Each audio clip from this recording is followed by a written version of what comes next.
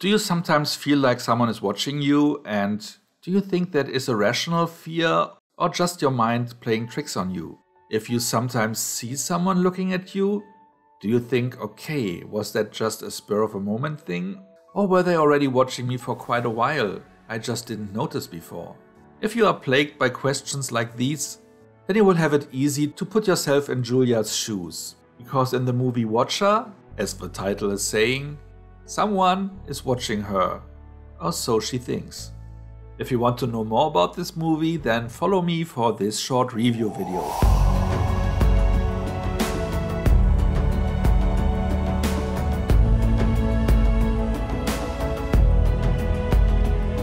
Julia's husband Francis is the rising star at his company, and as the main location of his company is in Bucharest, they both decided to take on the offer from his company to relocate there.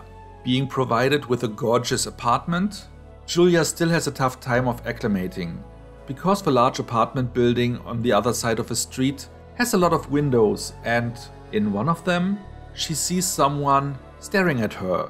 Day and night, as far as she can say. There's this guy that lives across the street, and he's always looking over here. Looking over here how? Of course, every time she is trying to show the Watcher to her husband, he is not to be seen. Every time I look over there, he's just staring right at me. Hello, darling. Any reason in particular you're standing in the dark? And her husband escalating things by asking the police to look into it. This guy has been watching us since we moved in. And heading over to that apartment is just ultimately resulting in Julia now seeing that person also around on the streets. However, having some good explanations for why he was looking out of the window. Sometimes I just look at people. Just tell me what you want me to do. I want you to believe me! Soon nobody is believing Julia's feeling of being threatened. Especially since that fear was fed by the fact that there was a serial killer active in Bucharest who was decapitating women. What's happening? They found a woman murdered in her apartment. They're saying the woman had her head cut off. But that one seems to be found, so the danger is over, right? Well, if that is true, you have to find out for yourself.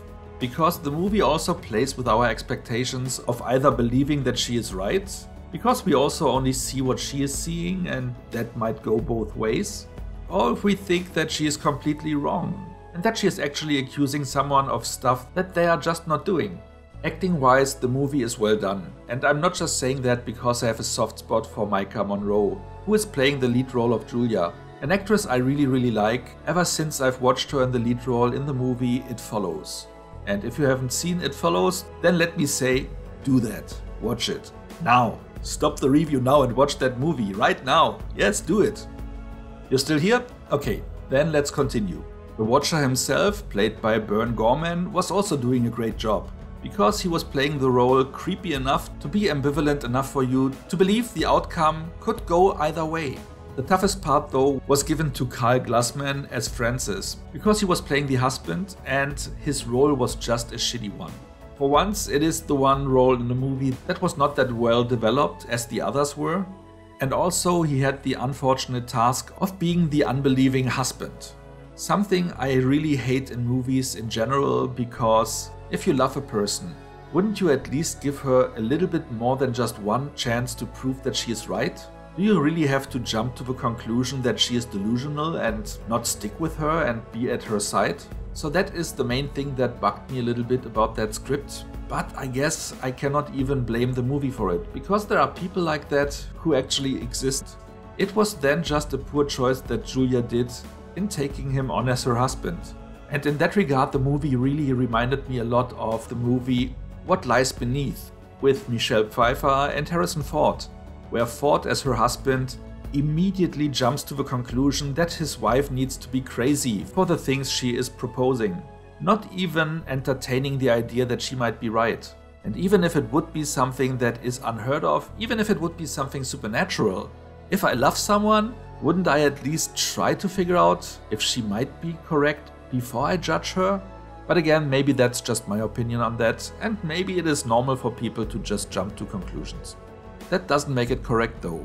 But that again might also only be my opinion.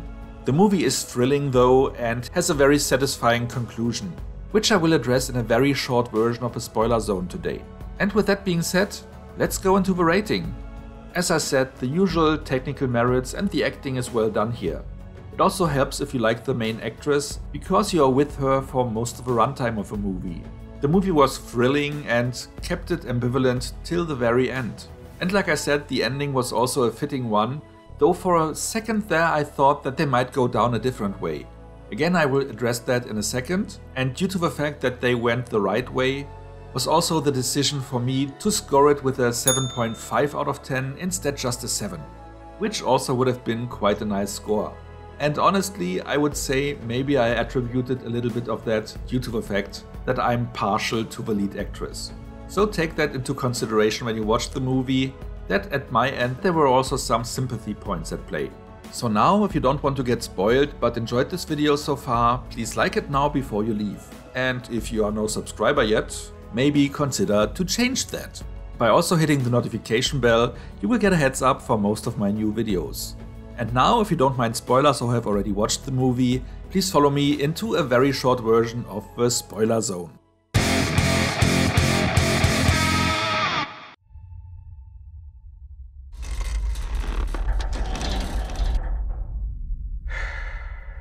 So of course the ending is that she was right and that the killer was really the Watcher and the killer was after her. And he actually gets her and stabs her, but fortunately she does not die from the stabbing wound.